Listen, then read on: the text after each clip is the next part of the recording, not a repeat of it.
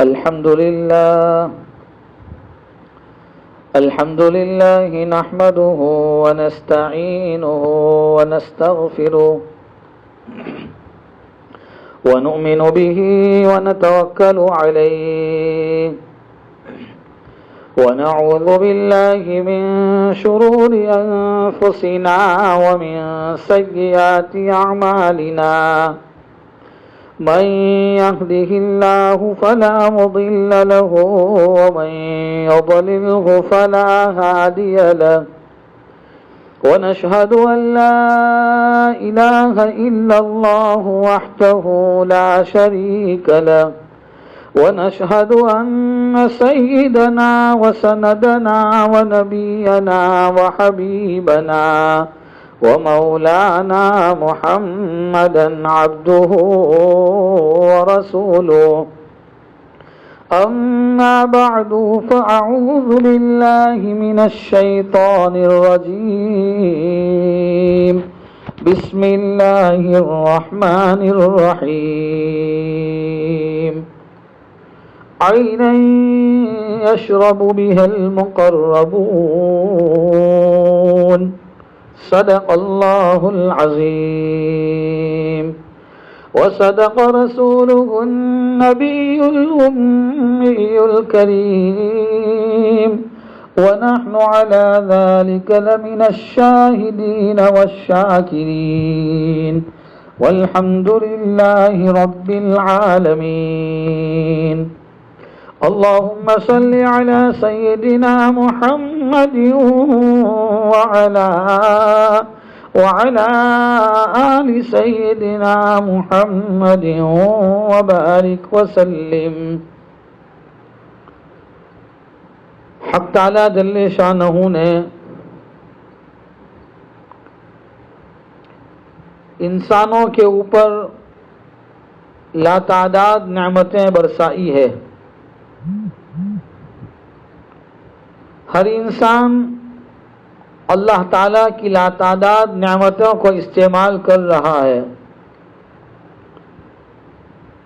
لیکن ان میں سے دو نعمتیں بہت ممتاز اور بہت زیادہ اہمیت والی ہے.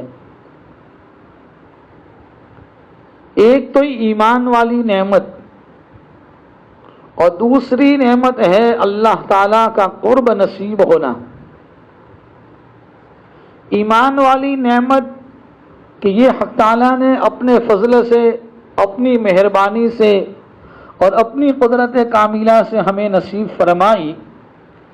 میں اور آپ تھوڑی دیر کے لیے سوچیں کہ جس گھڑی اور جس سیکنڈ میں نے اور آپ نے اپنی ماں کی گود میں آنکھیں کھولی، اس وقت حق تعالیٰ جل شانہ نے اپنے بے شمار بندوں کو آنکھیں کھولنے کی توفیق عطا فرمائی تھی. اگر وہ چاہتا مجھے اور آپ کو تو کسی اور کے مکان میں پیدا کر سکتا تھا.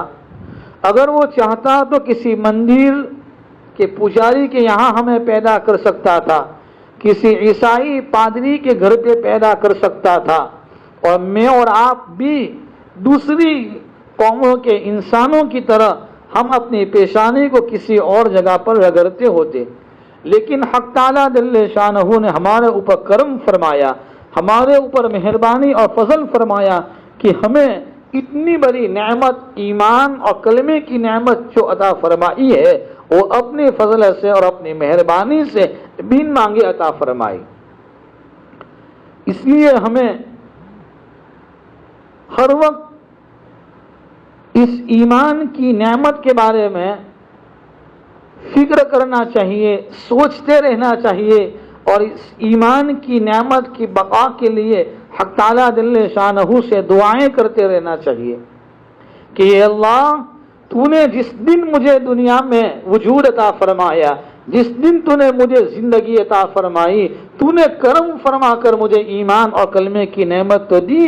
اے اللہ، میں تیرے سامنے، تیرے دربار میں، تیرے سامنے ہاتھ اٹھا کر معافی مانگتا ہوں اور ہاتھ اٹھا کر عاجزی کرتا ہوں اور دعائیں کرتا ہوں کہ اللہ اسی ایمان اور کلمے پر مجھے استقامت دینا اور دنیا سے جاتے ہوئے اسی ایمان کی سلامتی کے ساتھ جانا نصیب فرمانا.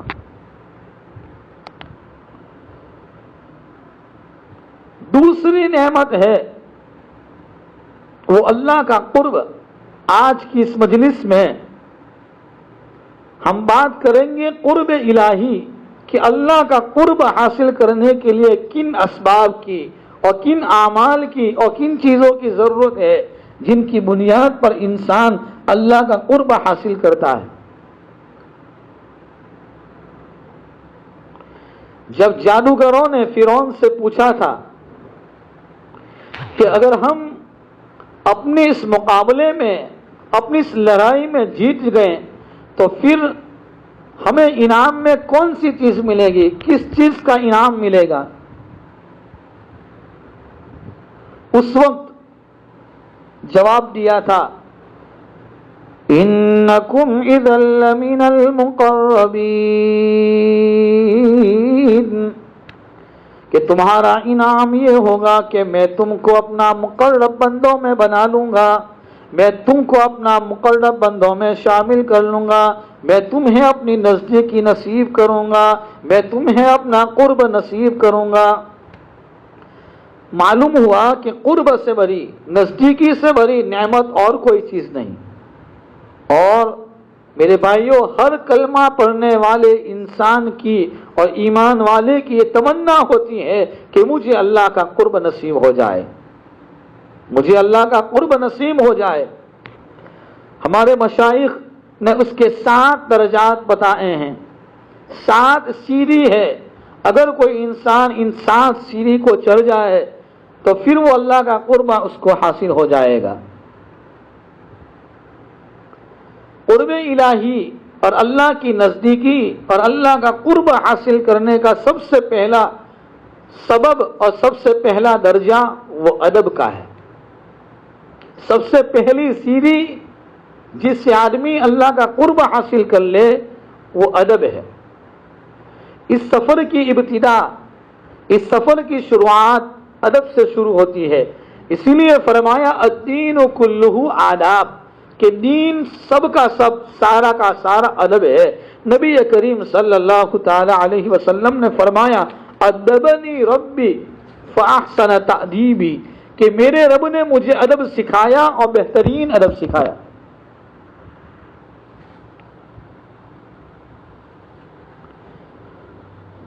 اب اگر کوئی پوچھے کہ یہ ادب کہاں سے لائے, اس کی دلیل کیا ہے, تو فرماتے ہیں حضرت موسیٰ علیہ السلام ایک مرتبہ ایک وادی کے اندر پہنچے تو رب کریم ارشاد فرماتے ہیں اے میرے پیارے موسیٰ فاخلع نعلیک, اپنے جوتوں کو اتار دیجئے, اس لیے کہ انک بالوادی المقدس طویٰ, آپ ایک مقدس وادی طویٰ کے اندر داخل ہیں. یہ موسیٰ علیہ السلام کے جوتوں کا اتار دینا یہ ادب کی دلیل ہے. اور ادب یہ پہلا قدم ہے, یہ پہلی سیڑھی ہے, یہ پہلا سبب ہے کہ جتنا ادب انسان میں زیادہ ہوگا اتنا وہ انسان کا پہلا درجہ بلند ہو جائے گا. پھر اس ادب سے اللہ تعالیٰ کی خصوصی رحمتیں نازل ہوتی ہے. امام ربانی اور مجدد الفسانی رحمت اللہ علیہ نے اپنے بارے میں ایک واقعہ لکھا ہے. وہ فرماتے ہیں کہ میں مکتوبات لکھ رہا تھا, قرآن اور احادیث سے دعوت کے مضمون کو یکجا کر رہے تھے, تیار کر رہے تھے, اور مجھے بیت الخلاء جانے کی ضرورت پیش آئی. میں اپنی حاجت کو پورا کرنے کے لیے گیا اور وہیں اپنی حاجت کو قضائے حاجت کے لیے بالکل بیٹھنے ہی لگا تھا کہ میری نظر اپنی انگلی پر پڑی. اس میں اس انگلی پر سیاہی لگی ہوئی تھی. جس طریقے سے پہلے کے زمانے میں لکڑیوں کی قلم سے علماء احادیث کو لکھتے تھے, قرآن کی تفاسیر کو لکھتے تھے, دین کی باتوں کو لکھا کرتے تھے, آج بھی لکھتے ہیں، لیکن اس زمانے میں زیادہ تر وہ لکڑیوں کی قلم سے لکھا جاتا تھا۔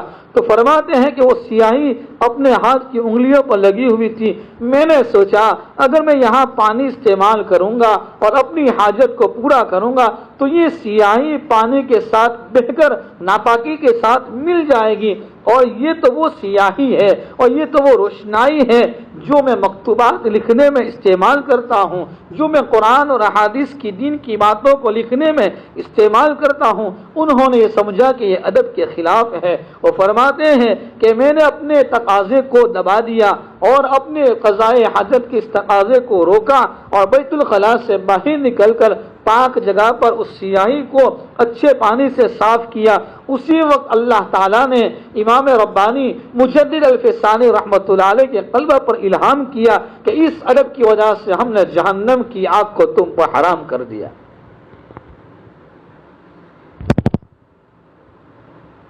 کہ ہم نے تمہارے اوپر اس ادب کی وجہ سے، اس عمل کی وجہ سے جہنم کی آگ کو حرام کر دیا۔ تو معلوم یہ ہوا ادب ایک ایسی چیز ہے جس کے ذریعے سے انسان اللہ کا قرب حاصل کر لیتا ہے۔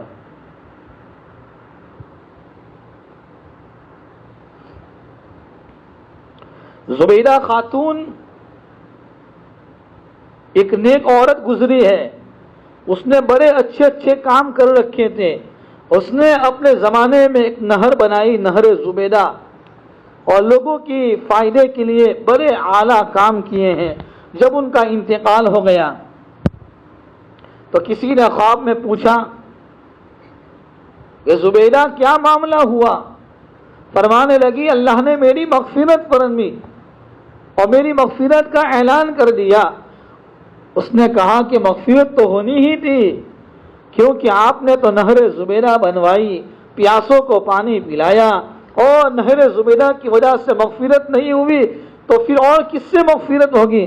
وہ زبیدہ فرماتی ہے کہ نہیں، میرا کوئی عمل اللہ کے یہاں قبول نہیں ہوا، بلکہ ایک ایسے عمل کی وجہ سے، ایک ایسے چھوٹے کام کی وجہ سے جو مجھے یاد بھی نہیں تھا۔ پوچھا وہ کون سا عمل تھا؟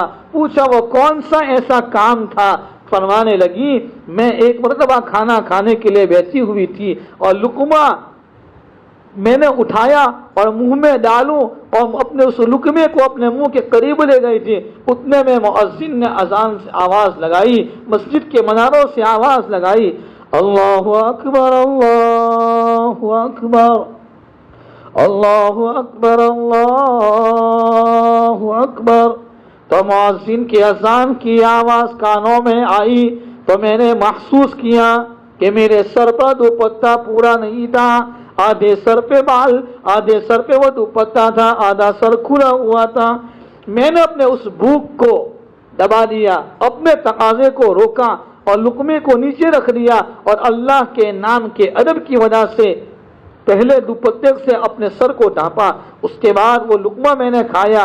اللہ نے فرمایا تو نے میری بندی میرا نام کا اتنا اکرام کیا ہے، میرے نام کی اتنی لاج رکھی ہے، اس پر ہم نے تیرے تمام گناہوں کو معاف کر دیا۔ یہ میرے بھائیوں پہلا قدم ہے ادب کا، جو انسان کے لیے کامیابی کا اور کامرانی کا اور فلاح و بہبود کا اور سعادت مندی کا یہ پہلا درجہ ہے، جس کے ذریعے سے انسان اللہ کا قرب حاصل کر لیتا ہے۔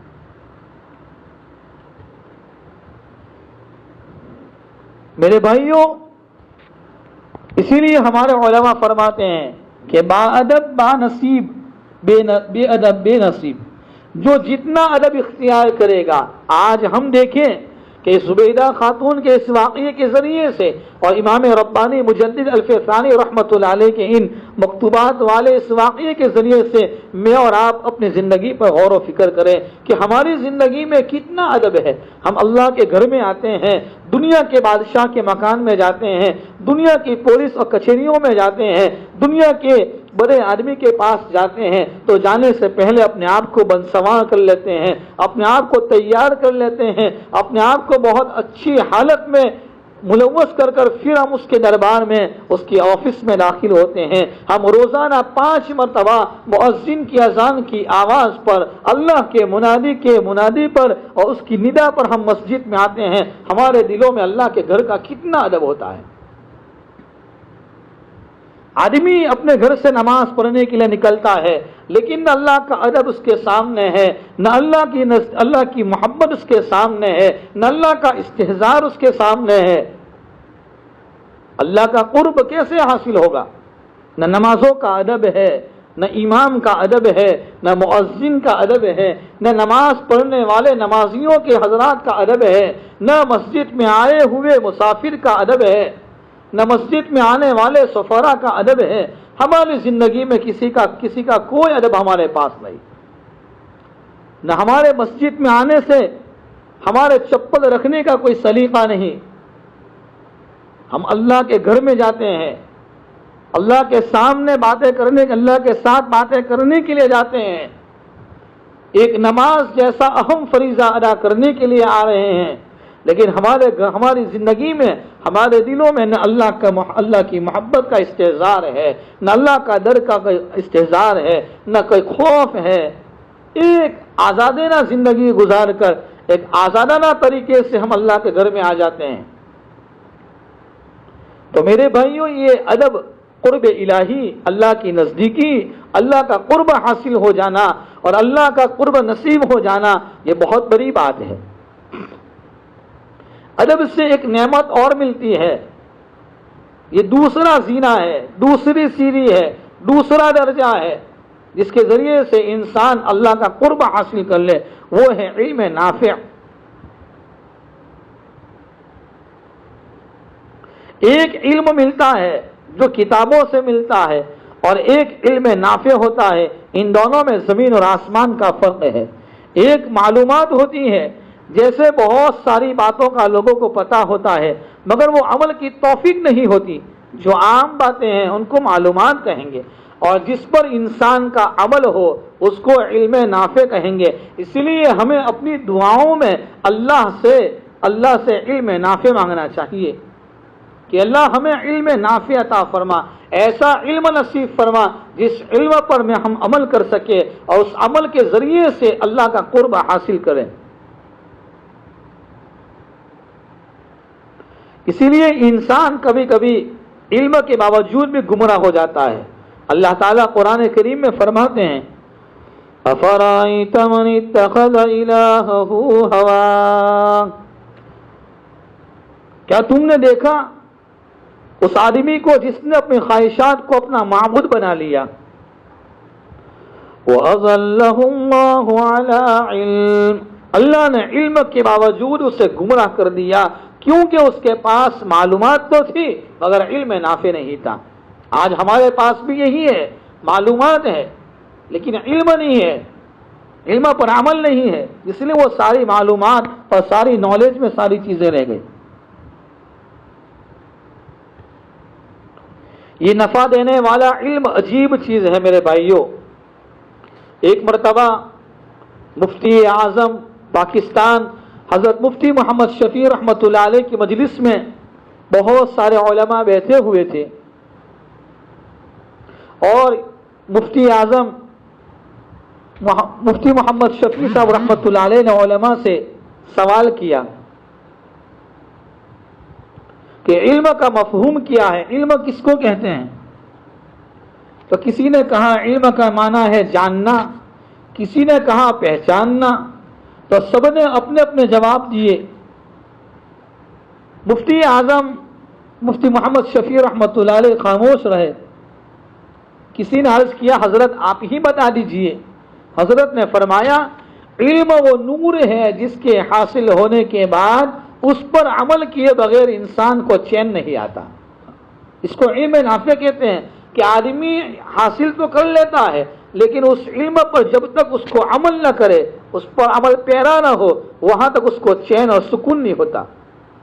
یعنی ادھر کوئی بات پڑھی اور ادھر سنت سے اپنے آپ کو سجا لیا. صحابہ کرام رضوانullah تعالی علیہم کی زندگی میں یہی چیزیں تھی کہ وہ اللہ کے نبی کی زبان مبارک سے کوئی بات سنتے تھے اور اپنی زندگی میں اس کو فوراً عملی طور پر اس کو عملی جامہ پہنا لیتے تھے۔ جیسے دلہن اپنے بدن کے اعضاء کو، اپنے جسم کے اعضاء کو زیورات سے سجا لیتی ہے، وہ سمجھتی ہے کہ میں اپنے خاوند کی نظر میں خوبصورت کیسے بن جاؤں، اسی لیے فرماتے ہیں عقل مند اور ہوشیار دلہن وہ ہے، اگر اس دلہن کی سارے لوگ تعریف کریں، اس کی ساری سہیلیاں تعریف کریں، اس دلہن کے گھر کے سارے افراد تعریف کرے کہ تیرے کپڑے بہت اچھے ہیں، تیرے یہ میک اپ بہت اچھا ہے، تیری یہ چیزیں بہت اچھی ہے، تو بہت خوبصورت لگتی ہے، لیکن اگر وہ عقل مند ہوگی، اگر وہ ہوشیار ہوگی تو وہ کہے گی کہ تمہاری تعریف سے اور تمہاری یہ واہ واہ سے مجھے کوئی فائدہ نہیں جب تک کہ میرا شوہر مجھے پسند نہ کر لے۔ اسی لیے انسان اعمال تو کرتا رہے، علم حاصل کرتا رہے، اس پر عمل کرتا رہے، دنیا کے لوگوں کی تعریف سے، دنیا کی واہ واہ سے اور دنیا کے لوگوں کی واہ واہ سے تعریف سے اپنے آپ کو متاثر نہ سمجھے۔ اگر میرا رب مجھے قبول نہ کرے، میرا رب اگر مجھے منظور نہ کرے تو پھر ان دنیا والوں کی تعریف سے اور دنیا والوں کی واہ واہ سے کوئی فائدہ نہیں۔ تو جس طریقے سے وہ دلہن اپنے بدن کے اعضاء کو زیورات سے سجا لیتی ہے، وہ سمجھتی ہے کہ میں اپنے شوہر کی نظر میں خوبصورت بن جاؤں گی، ایسے ہی ایک مومن اپنے بدن کے تمام اعضاء کو سنتوں سے سجا لیتا ہے، وہ اللہ کی نظر میں خوبصورت بن جاتا ہے۔ اسی لیے حکیم اختر صاحب رحمۃ اللہ علیہ کا ایک بہت اچھا شعر ہے،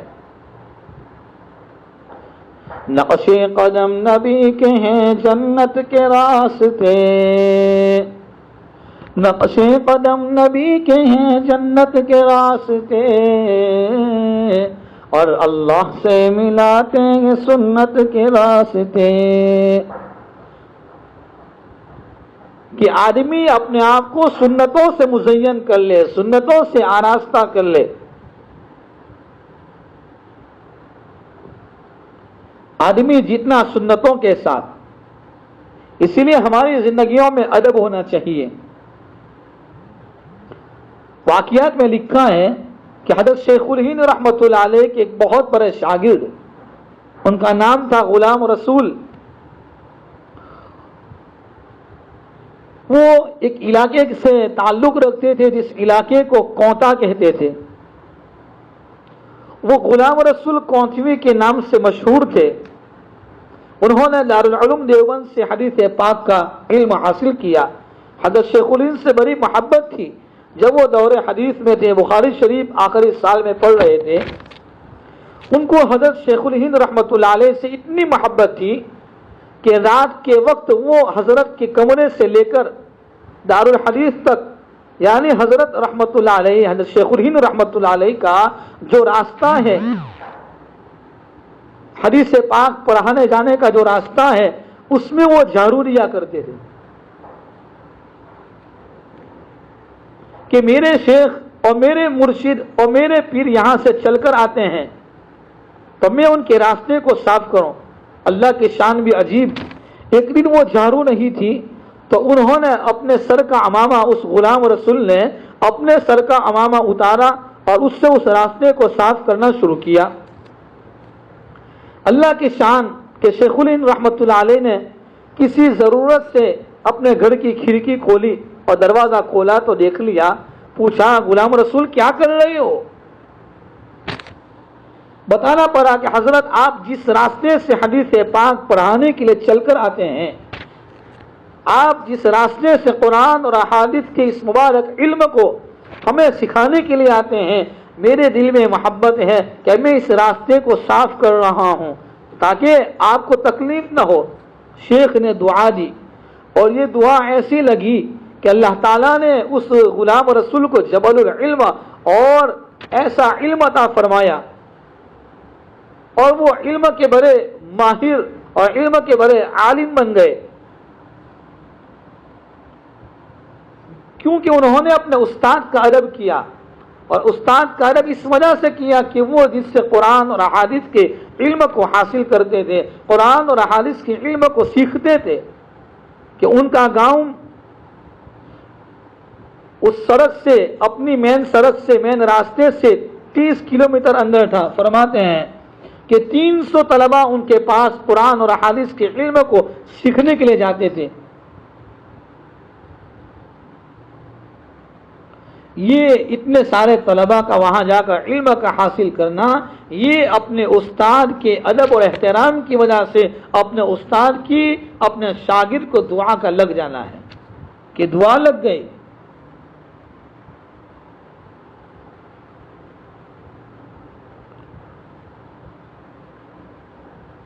اسی لیے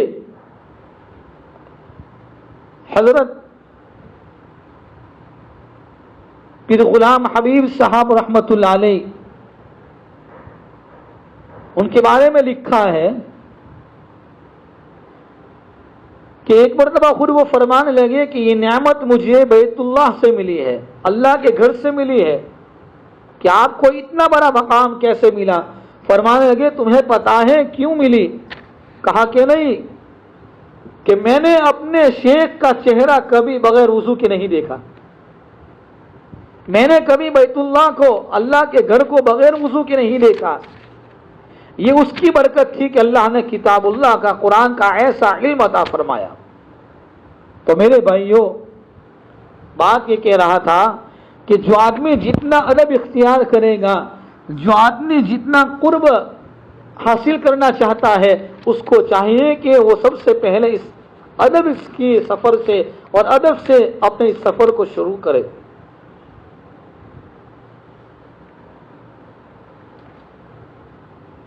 آج ہم دیکھیں ہماری زندگی میں کیا ادب ہے۔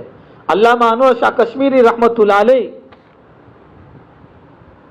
کہ ایک مرتبہ حضرت مفتی کفایت اللہ رحمۃ اللہ علیہ نے طلباء سے پوچھا کہ علامہ انور شاہ کشمیری رحمۃ اللہ علیہ، یہ انور شاہ کشمیری کیسے بنے؟ کسی نے کہا وہ بڑے مفسر تھے، کسی نے کہا وہ بڑے محدث تھے، کسی نے کہا بڑے اخلاق کے اعلیٰ پیمانے پر فائز تھے۔ حضرت خاموش ہو گئے۔ طلباء نے کہا حضرت آپ ہی بتا دیجئے۔ فرمایا ایک مرتبہ کسی نے حضرت علامہ انور شاہ کشمیری رحمۃ اللہ علیہ سے سوال کیا کہ آپ علامہ انور شاہ کشمیری کیسے بنے؟ فرمانے لگے کتابوں کے ادب کی وجہ سے، کہ اللہ نے مجھے انور شاہ کشمیری بنا دیا۔ پوچھا کیسا ادب؟ فرمانے لگے میں قرآن مجید کے اوپر تفسیر کی کوئی کتاب نہیں رکھتا تھا، تفسیر کے اوپر حدیث کی کوئی کتاب نہیں رکھتا تھا، حدیث کی کتابوں کے اوپر کوئی فقہ کی کتاب نہیں رکھتا تھا۔ ان کتابوں کے ادب اور احترام کی وجہ سے اللہ نے مجھے اتنا بڑا مقام عطا فرمایا۔ میرے بھائیوں، میں اور آپ تھوڑی دیر کے لیے سوچیں کہ ہم اپنے گھروں میں جہاں قرآن رکھتے ہیں، ہمارا قرآن صحیح ادب کے ساتھ بھی ہم رکھتے ہیں یا نہیں رکھتے؟ کبھی تو ایسا ہوتا ہے کئی گھروں میں مکانات میں جانا ہوتا ہے، ہم دیکھتے ہیں کہ کوئی وظائف اشرفیہ ہے، یا پھر وہ پاکستانی پنسورا رکھا ہوا ہے، یا کوئی قرآن اور قرآن کی کوئی صورت رکھی ہوئی ہے، یا کوئی یاسین شریف رکھی ہوئی ہے، اور اس کے اوپر ہمارا گھر کا آدمی کا موبائل اس کے اوپر چارج میں رکھا ہوتا ہے۔ یہ تو ہمارا ادب ہے۔ اور ہم تو قرآن کا ادب اتنا کرتے ہیں کہ رمضان کا مہینہ ختم ہوگا اور قرآن اوپر کی منزل میں رکھ دیں گے، الماری کے اوپر کے کھانے میں، کہ پورے سال تک پھر اس کو اٹھانے کی توفیق نہیں ہوتی۔ یہ ہماری زندگی میں ادب، اور ہمارے بڑوں میں کی زندگی میں کیسا ادب تھا، انہوں نے کیسا ادب کے ذریعے سے اللہ کا قرب حاصل کیا۔ اس لیے میرے بھائیوں، آپ میں یہ درخواست کرتا ہوں اور دعا کرتا ہوں اللہ تعالی ہمیں ان مبارک چیزوں کا، ہمیں ادب و احترام کرنے کی توفیق عطا فرمائے۔ بقیہ جو درجات ہیں اللہ کے قرب کا، اللہ کی نزدیکی کا، وہ انشاءاللہ آئندہ کل کی مجلس میں انشاءاللہ بیان کریں گے۔ اللہ تعالیٰ مجھے ہم تمام کو ان باتوں پر عمل کرنے کی توفیق نصیب فرمائے، اور اللہ تعالیٰ اس چینل چلانے والے ہمارے بھائی سلمان صاحب کو اور ان کی تمام ٹیم کو اللہ اپنے دین کی مقبول خدمت کے لیے قبول فرمائے، ان کے خاندانوں کو قبول فرمائے، ان کے خاندانوں میں اور ان کی نسلوں میں اللہ دین کے باقی رہنے کے فیصلے فرمائے۔ اللہ سب سے پہلے مجھے اور ہم تمام کو ان باتوں پر عمل کرنے کی توفیق عطا فرمائے۔ میرے بھائی یہ حالات بہت زیادہ سنگین سے سنگین ہو رہے ہیں، ان حالات میں زیادہ سے زیادہ لوگ دعائیں ایک دوسرے کے اوپر دعائیں کی کروانے کے میسیج کر رہے ہیں۔ اللہ تعالیٰ ان تمام بیماروں کو شفائے کاملہ عاجلہ مستمر عطا فرمائے اور دنیا سے جانے والوں کی اللہ مغفرت فرمائے۔ درود شریف پر لوگ دعا کر لیتے ہیں۔ بسم اللہ الرحمن الرحیم، سبحانک اللہم بحمدک وتبارک اسمک وتعالی جدک ولا الہ غیرک، اللہم صلی علی سیدنا محمد وعلی آل سیدنا محمد وبارک وسلم۔ اے اللہ ہمارے گناہوں کو معاف فرما، خطاؤں سے درگزر فرما، اے اللہ سیئات کو حسنات سے مبدل فرما، اے اللہ تیری رضا دائمہ نصیب فرما، تیری رضا کاملہ عطا فرما۔ اے اللہ تو نے بے شمار نعمتیں ہمیں عطا فرمائی، تیری نعمتوں کی قدردانی کی توفیق عطا فرما۔ نا قدری نا شکری سے اللہ ہم سب کی اور پورے عالم کے مسلمانوں کی پوری پوری حفاظت فرما۔ اے اللہ اپنا قرب نصیب فرما۔ اے اللہ جو باتیں کہی گئی اس پر ہمیں عمل کی توفیق عطا فرما، ان میں جو کوتاہی ہوئی اپنے فضل سے معاف فرما۔ اے اللہ اس مبارک مہینے کا پہلا عشرہ رحمت کا تھا، اے اللہ وہ بھی ہمارے ہاتھوں سے نکل چکا ہے، اے اللہ اس رحمت خاصہ اور عامہ سے مالا مال فرما۔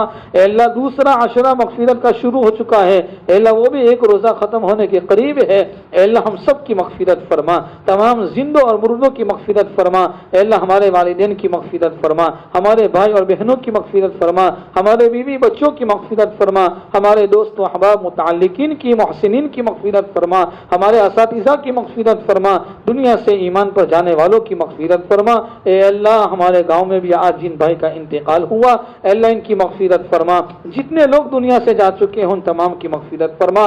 اللہ تمام کی قبر کو نور سے منور فرما، جنت الفردوس میں اعلیٰ اور بالا مقام عطا فرما، تمام کے درجات کو بلند فرما، اخلاص کے ساتھ اپنے دین کی مقبول خدمت کے لیے قبول فرما، نظر بد سے اللہ ہم سب کی حفاظت فرما۔ اللہ جتنے لوگ جس بیماری میں مبتلا ہیں تمام بیماروں کو شفائے کاملہ عاجلہ مستمرہ دائمہ عطا فرما، جو مقروض ہیں اللہ اپنے فضل سے ادائیگی کی شکل صورت پیدا فرما۔ اللہ جو پریشان حال ہیں ان کی پریشانی دور فرما، اللہ اس سلسلے کو اپنے فضل سے قبول فرما، ہماری دعاؤں کو اپنے فضل و کرم حبیب پاک صلی اللہ تعالی علیہ وسلم کے صدقے میں قبول فرما۔ اللہم صلی علی سیدنا محمد وعلی آل سیدنا محمد وبارک وسلم برحمتک یا ارحم